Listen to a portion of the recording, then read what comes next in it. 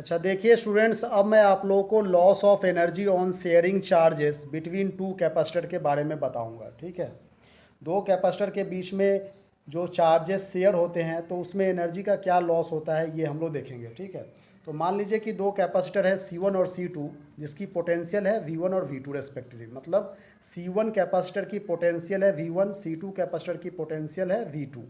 ठीक है, अब ये कह रहा है कि एनर्जी का जो चार्ज जब शेयर होते हैं दोनों कैपेसिटर के बीच में तो एनर्जी का लॉस भी होता है। ठीक है, तो वो जो लॉस ऑफ एनर्जी है वो हीट के फॉर्म में डिसिपेट हो जाता है। जो भी एनर्जी लॉस होती है sharing due to the sharing of charges, ठीक है, तो उस समय वो एनर्जी लॉस हीट के फॉर्म में डिसिपेट हो जाते हैं। ये बात समझ में आ रही है? उसका क्या एक्सप्रेशन बनेगा ये अभी हम लोग देखेंगे। तो यहाँ देखिए electrostatics potential energy of two capacitor before sharing of charges.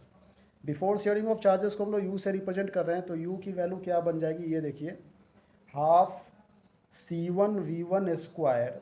मतलब ये फर्स्ट कैपेसिटर का एनर्जी हो गया और सेकेंड कैपेसिटर की एनर्जी C2V2 स्क्वायर हो गई। इसका नाम दे दिया इक्वेशन 1। ठीक है, ठीक उसी तरीके से यदि हम लोग कहें कि आफ्टर शेयरिंग ऑफ चार्ज उसकी पोटेंशियल एनर्जी को यू डैश से रिप्रेजेंट करते हैं। ठीक है, तो यू डैश मतलब पोटेंशियल एनर्जी जब दो कैपेसिटर C1 और C2 जिसकी पोटेंशियल V1 और V2 है, इसको जब हम लोग पैरेलल में कनेक्ट कर देंगे तो चार्जेस शेयर भी होंगे।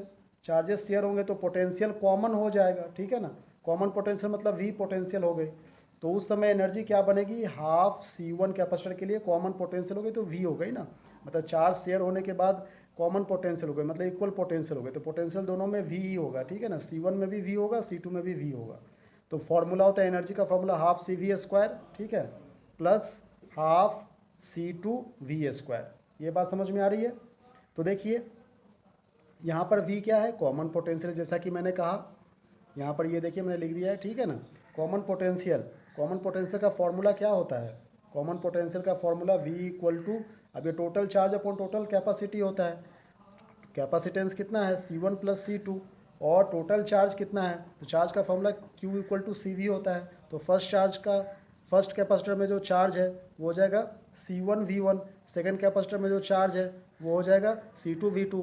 और चार्ज एडिटिविटी इन नेचर है इसलिए दोनों को ऐड कर दिया, टोटल चार्ज निकल करके आ गया। ठीक है, ये बात समझ में आ रही है?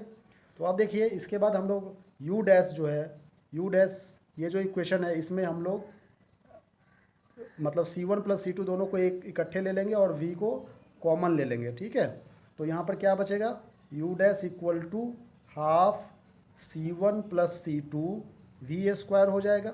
ठीक है, और V का एक्सप्रेशन अभी अभी हम लोगों ने देखा, इसकी वैल्यू हम लोग यहाँ पे पुट कर देंगे कॉमन पोटेंशियल के जगह पे।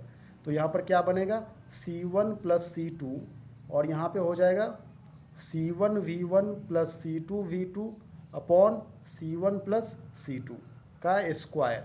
यहाँ पर स्क्वायर है। अच्छा ये देखिए यहाँ पे हाफ C1 C2 जो है वो लिख दिए और V के जगह पर हमने ये जो एक्सप्रेशन है, ठीक है ना, वो एक्सप्रेशन यहाँ पे लिखेंगे C1V1 plus C2V2 upon C1 plus C2 का स्क्वायर।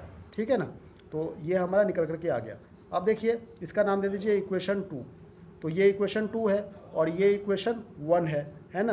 तो इक्वेशन 2 से इक्वेशन 1 को हम लोग माइनस कर देंगे तो लॉस इन एनर्जी निकल करके आ जाएगा कितना, ये फाइनल एनर्जी है, ये इक्वेशन 2 फाइनल एनर्जी हो गया। ठीक है ना, आफ्टर शेयरिंग, और ये बिफोर शेयरिंग है इक्वेशन 1। तो फाइनल से इनिशियल को माइनस कर दीजिए तो लॉस ऑफ एनर्जी जो हो रहा है वो निकल करके आ जाएगा। ये बात समझ में आ रही है? तो हम लोग U माइनस यू डैश करेंगे, तो U माइनस यू डैश क्या हो रहा है ये हम लोग देखते हैं। अभी वही लिखेंगे यहाँ पर, U माइनस यू डैश का जो फॉर्मूला है, मतलब माइनस करके जो बच रहा है, तो फर्स्ट इक्वेशन का जो एक्सप्रेशन है वो हम लोग लिखेंगे। फर्स्ट इक्वेशन का एक्सप्रेशन यहाँ पर था half C1V1 square plus half C2V2 square, यही तो था, इसको लिख दिए, फिर माइनस साइन दे दिया और U डैश का जो एक्सप्रेशन है ये वाला, ये टोटल यहाँ पे लिखना है। ठीक है, तो यहाँ पे डायरेक्ट लिख दे रहा हूँ, ये एक्चुअली C1 प्लस C2 है और यहाँ पर C1 C2 का स्क्वायर है तो ये कैंसिल हो जाएगा एक, तो क्या बचेगा ऊपर में C1V1 प्लस C2V2। ठीक है ना, इसका स्क्वायर हो जाएगा और नीचे क्या बचेगा, नीचे बचेगा 2 इंटू C1 प्लस C2। ठीक है, इसको माइनस करके जो हुआ वो हमने लिख दिया। अब इसको सॉल्व करेंगे कि आंसर आ जाएगा, बस इतना ही सा काम है, इसमें ज़्यादा कुछ है नहीं। तो अब देखिए इसको सॉल्व कैसे करेंगे, इसमें जो कॉमन है उसको हम लोग कॉमन ले लेंगे, जैसे कि C1 V1 square plus C2 V2 square upon 2, इसको हमने रीअरेंज कर दिया, ठीक है। तो रीअरेंज करने के बाद इस तरह से हमने इसे लिखा है, और यहाँ पर जो फॉर्मूला है वो भी लिख देंगे, C1 V1 plus C2 V2 इसका स्क्वायर, टोटल का square upon 2 into C1 plus C2, ठीक है। ये कुछ समझ में आ रही है बात। अब देखिए इसमें से हम लोग कॉमन ले लेंगे, ठीक है ना। 2 into C1 plus C2 common हो जाएगा, एलसीएम ले रहे हैं ना, एलसीएम लेके कॉमन लेंगे और फिर इसको मल्टीप्लाई कर देंगे इसके साथ में, 2 से डिवाइड करके ये वाला बच जाएगा, ये मल्टीप्लाई हो जाएगा C1 प्लस C2, और ये तो एज इट इज़ ही हो जाएगा। तो देखिए इसे सॉल्व करके हम लोग क्या लिखते हैं यहाँ पे, जैसे कि हमें एलसीएम लेना है, ठीक है ना। तो इसका एलसीएम कुछ इस तरह से होगा कि 2 इंटू C1 प्लस C2, अच्छा ऊपर में क्या था, C1 V1 square plus C2 V2 square, ठीक है, और इसके साथ में मल्टीप्लाई हो जाएगा C1 प्लस C2। अब ये माइनस साइन है, और यहाँ पर है C1 V1 plus C2 V2 का स्क्वायर, ठीक है। अब इसे सॉल्व करते जाएंगे हम लोग, C1 को इन दोनों के साथ में मल्टीप्लाई करेंगे, फिर C2 को इन दोनों के साथ में मल्टीप्लाई करेंगे, तो क्या बनेगा, C1 square V1 square plus C1 C2 V2 square plus C1 C2 V1 square plus C2 का स्क्वायर V2 का स्क्वायर, ठीक है, ये हो गया। अब माइनस साइन दे देंगे, ठीक है, माइनस साइन दे करके हमारा ये a प्लस बी का होल स्क्वायर है, इसको हम लोग कैसे लिखेंगे, C1 V1 स्क्वायर मतलब a square plus B square, ठीक है ना, और प्लस 2ab मतलब C1 V1 C2 V2, ठीक है। तो ये ऊपर में हो गया, और नीचे में क्या बच रहा था, 2 इंटू C1 प्लस C2 बच रहा था, वही हमने लिख दिया यहाँ पर। इसको और हम लोग सॉल्व करते जाएंगे, ठीक है ना।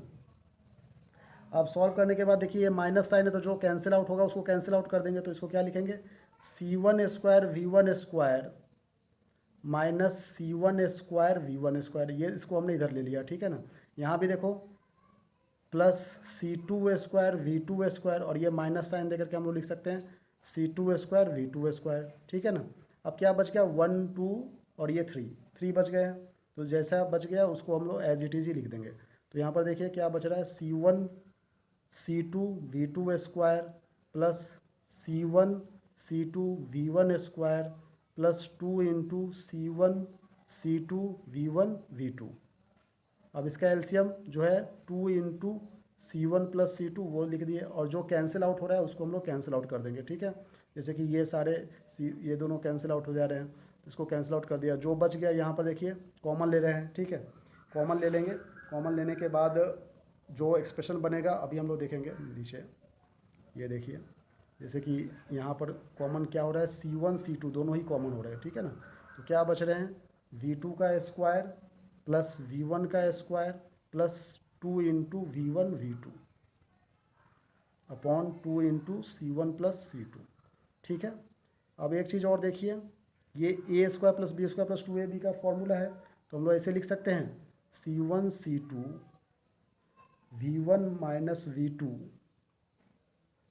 अच्छा ये माइनस साइन है, यहाँ पर माइनस साइन है ना, प्लस और माइनस यहाँ पर माइनस हो जाएगा, ये माइनस साइन है, यहाँ भी माइनस साइन हो जाएगा, ठीक है। तो अब देखिए ये माइनस साइन है और यहाँ भी माइनस साइन है, तो यहाँ पर a माइनस बी का होल स्क्वायर का फॉर्मूला बन रहा है, ठीक है ना। तो यहाँ पर V1 माइनस V2 का स्क्वायर हो जाएगा upon 2 into C1 plus C2 हो जाएगा, ठीक है। और यही हमारा एक्सप्रेशन निकल रहा है, ये एक्सप्रेशन जो है वो U माइनस U डैश है, मतलब एनर्जी लॉस की बात कर रहे हैं, ठीक है ना। तो यही हमारा फाइनल एक्सप्रेशन है, और इसे आप लोग एनर्जी लॉस के फॉर्मूले के तौर पर इसे याद रखेंगे। Thank you very much.